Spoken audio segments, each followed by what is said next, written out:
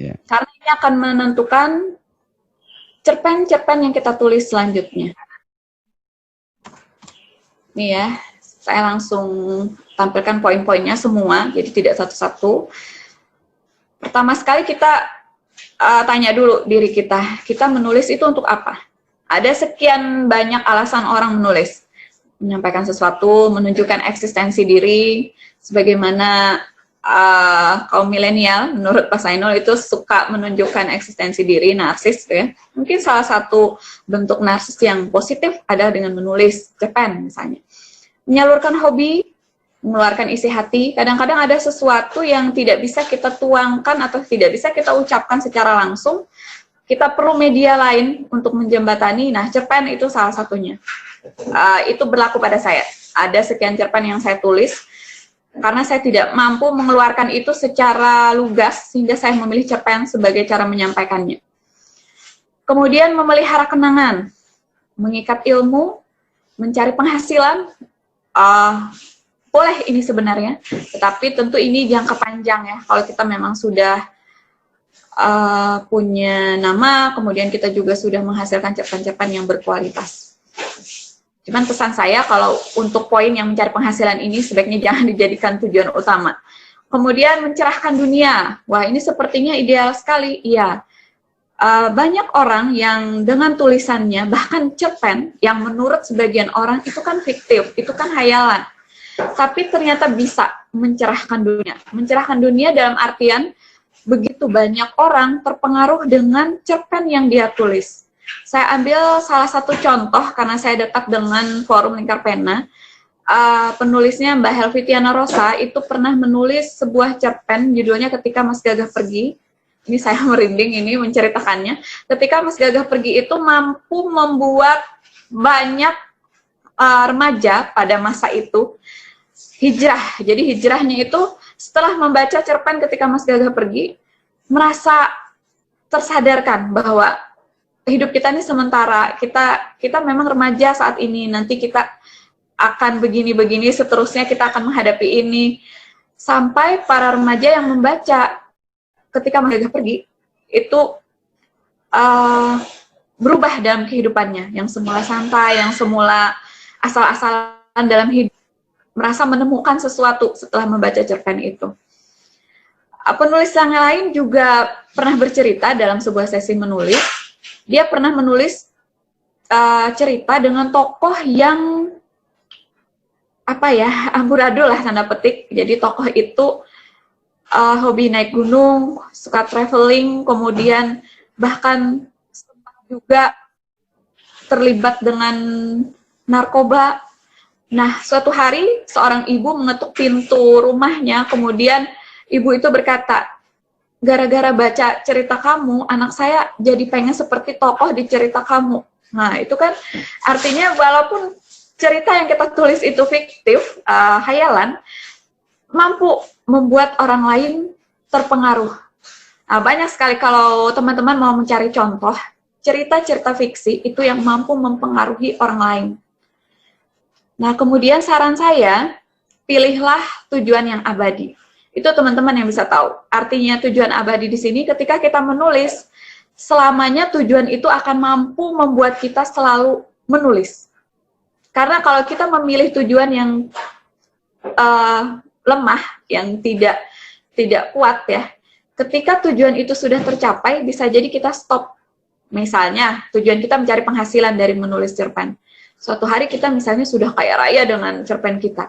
Bisa jadi kita akan stop menulis. Nah, tentukanlah, pilihlah tujuan yang abadi, jangka panjang. Artinya tujuan tersebut tidak akan pernah membuat kamu berhenti menulis. Nah, itu teman-teman bisa tentukan sendiri. Saya sudah menentukan tujuan saya apa, teman-teman saya yakin juga bisa setelah ini menentukannya. Nah, ini adalah tahap umum menulis, jadi ini bisa dipakai untuk menulis hal lain juga selain cerpen. Semua itu bermula dari ide. Nah, ide ini bisa dari dalam diri, bisa dari luar diri. Perlu teman-teman ketahui, problem terbesar, problem awal dalam dunia kepenulisan itu adalah tidak punya ide. Mau menulis cerpen, menulis puisi, bahkan menulis skripsi, itu kalau tidak ada ide, matilah rasanya kita. Jadi ide ini sesuatu yang sangat berharga. Dan sekali lagi ide itu bisa dari dalam diri kita, bisa dari luar diri kita. Nah setelah itu, secara simpelnya kita akan membuat kerangka. Memang ada penulis-penulis yang sudah lihai, misalnya dia tidak perlu menulis kerangka, tapi sebenarnya kerangka itu ada. Cuman kerangkanya hanya ada di dalam otak atau di dalam hatinya. Menurut saya pribadi, kerangka itu pasti ada. Cuma bentuk dan menyajikannya saja seperti apa. Nah, ketika kita berada di posisi penulis pemula, saran saya, tuliskan kerangka itu. Nah, tuliskan kalau generasi milenial, sehari-harinya kan pegangannya ini ya. Nah, jadi bisa aja membuat kerangka menuliskannya di handphonenya atau di smartphone-nya. Atau mungkin di laptopnya. Silahkan. Kalau saya, tadi kata Pak Seno, saya masuk generasi milenial, tetapi saya sendiri punya kebiasaan menulisnya di buku. Jadi saya selalu punya buku agenda seperti ini, bervariasi setiap karya. Ini misalnya untuk tulisan cerpen apa, ya. Nanti saya ganti lagi kalau saya nulis novel apa. Jadi saya punya timbunan ini di rumah. Setelah draft yang ini, baru mengetik di depan laptop. Jadi saya selalu punya ini nih, selalu bawa-bawa ini. Kalau ada ide sesuatu, tulis. Karena kalau dari sisi psikologi juga, tulisan tangan itu punya power yang tersembunyi untuk kita punya spirit melakukan sesuatu. Nanti teman-teman coba aja ya. Karena di tulis tangan itu karakter kita tuh ada. Kita merasa ini adalah target kita. Beneran, ini target pribadi kita. Dengan tulisan tangan kita sendiri. Nah berikutnya, bagi orang-orang yang sudah lihai, yang lancar, maka kerangka itu ya sudah di otak mereka. Misalnya sambil nyetir, sambil naik motor, atau sambil ngepel, sambil nyapu, ini bagus nih kayaknya idenya. Nah itu sebenarnya sebagai kerangka juga. Cuman tidak dituliskan atau dituangkan. Nah, selanjutnya setelah itu yang kita lakukan adalah menulis. Menuliskannya jangan terbalik juga ya. Jadi tulislah dengan hati, nanti mengeditnya dengan otak. Nah, dua hal ini jangan sampai terbalik. Kita menulis dengan otak, mengedit dengan hati. Itu salah dan keliru.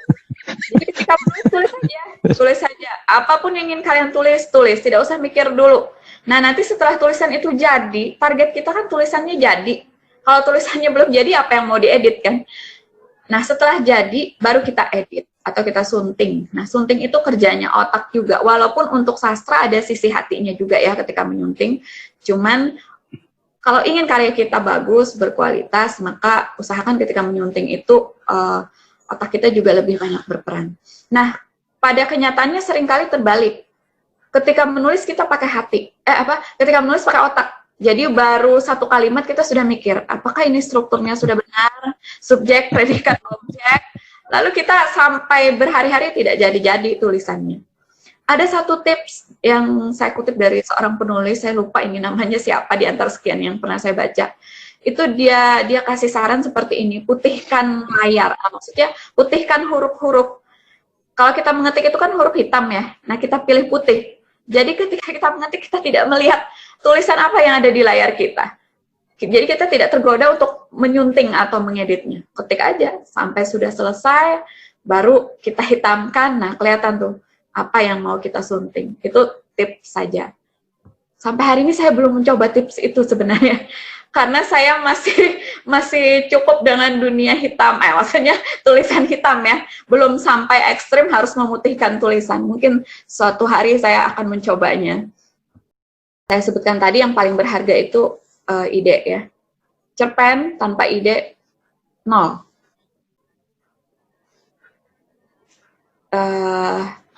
Seringkali dalam lomba-lomba menulis, ide itu jadi poin pertama dan utama dalam penilaian.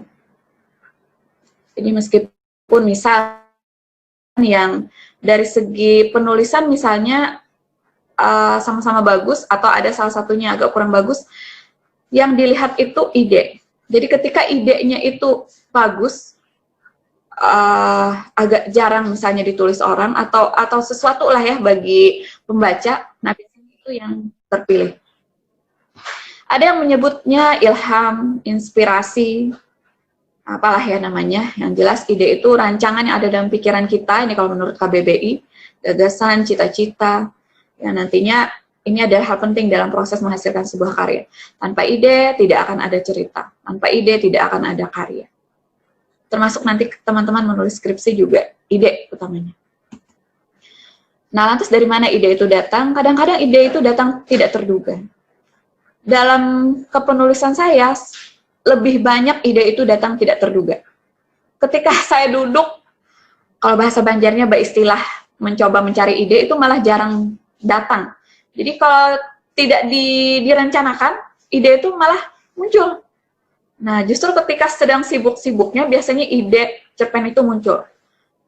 Dulu ide cerpen saya yang pernah diulas oleh Pak Sainul, itu munculnya justru saat saya sedang sibuk-sibuknya. Sibuk sebagai ibu rumah tangga, sibuk juga waktu itu menulis karya ilmiah. Jadi ide cerpen itu kan bagi sebagian orang mungkin itu kan apa ya, hayalan, kurang penting, lebih dahulukan tugasmu yang lain. Nah, kalau nanti teman-teman akan merasakan ketika kita sudah merasakan ide itu sesuatu yang berharga, meskipun ini hanya, tanda petik, hanya ide sebuah cerpen, kita akan merasa ini sesuatu yang besar, seperti permata yang harus segera kita tuangkan dalam sebuah tulisan. Dan kita akan gelisah kalau ide itu belum juga kita jadikan sebuah karya. Nanti insya Allah teman-teman akan sampai pada tahap itu. Ketika teman-teman ujian, bahkan saya pernah dulu di masa kuliah, setiap mau UAS, ujian akhir, itu selalu ide menulis puisi muncul.